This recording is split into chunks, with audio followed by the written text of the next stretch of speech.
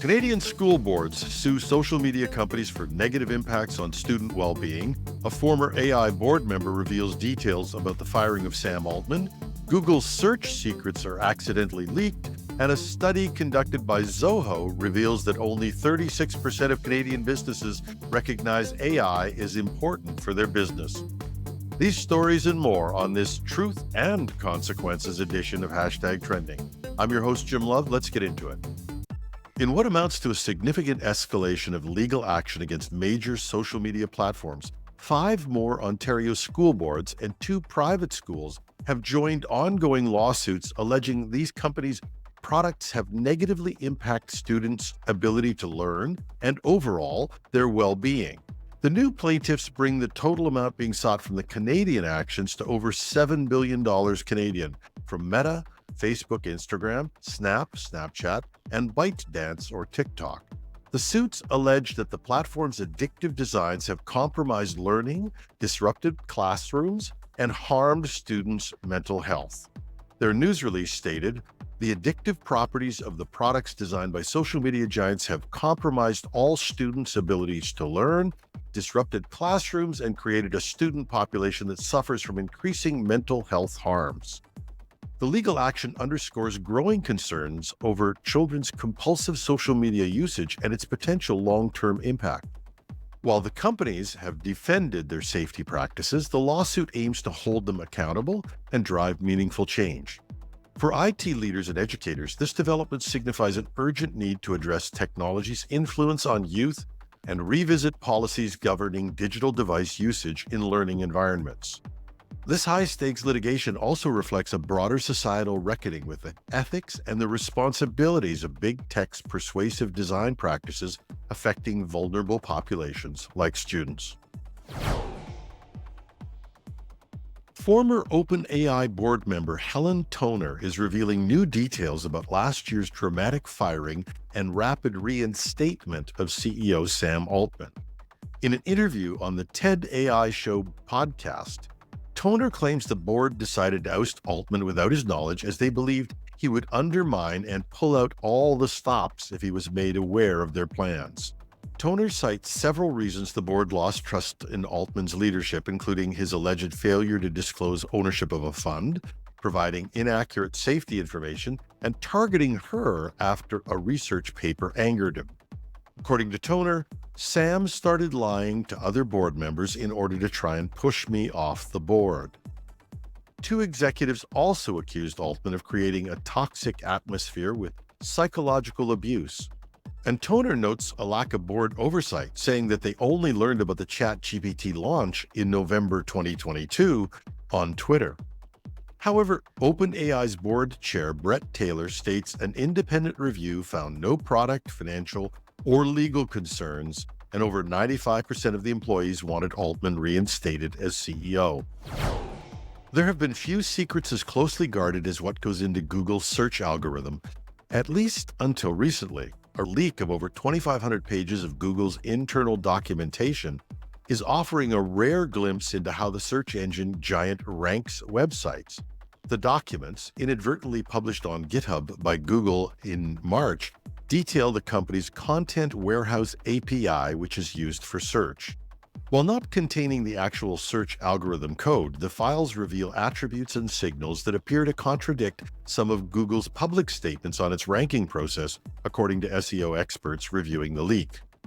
According to Rand Fishkin, CEO of SparkToro, many claims directly contradict public statements made by Googlers over the years, in particular the company's repeated denial that click-centric user signals are employed.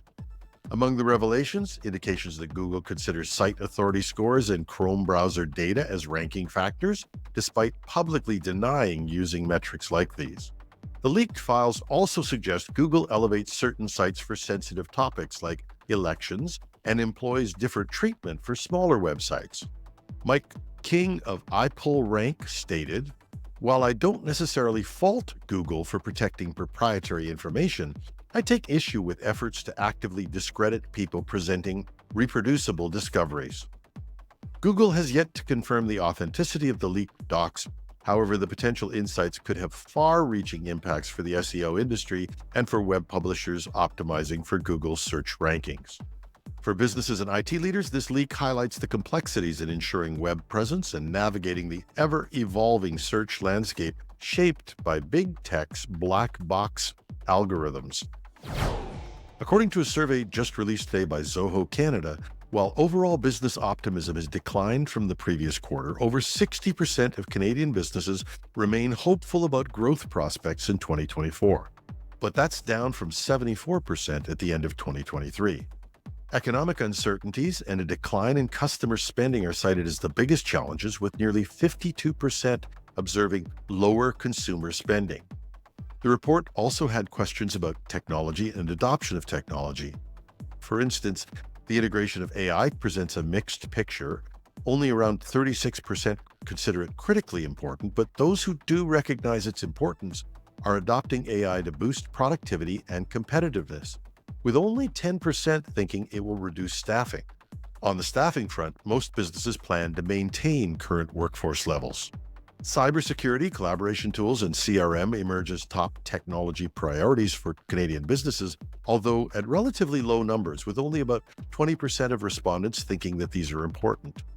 The results, at least on the surface, appear to indicate that businesses either think that they have the right technology in place now, or new technology is not a huge concern for them.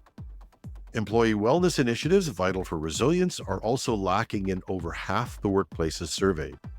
I was able to speak with Zoho Canada's Managing Director, Chandrasekhar LSP, to get his perspective on the report. Here's what he had to say. Businesses are optimistic overall.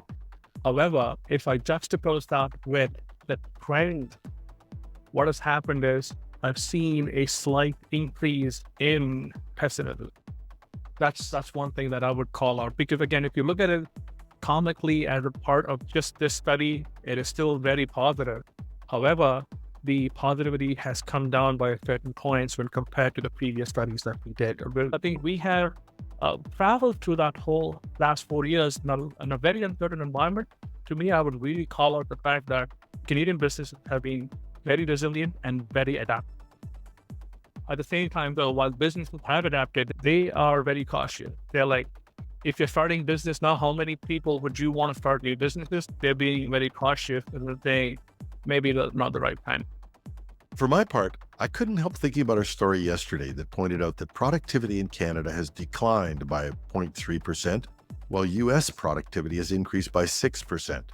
While we appreciate that Canadian businesses still have a high degree of optimism, there's a lot of work to be done if Canadian business is to remain competitive. As always, there's a link to the study in the show notes at TrendingThursday.ca.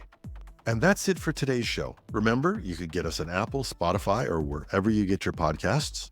We're available on YouTube now in both audio and video format. Show notes are on technewsday.com or .ca. Take your pick. I'm your host, Jim Love. Have a thrilling Thursday.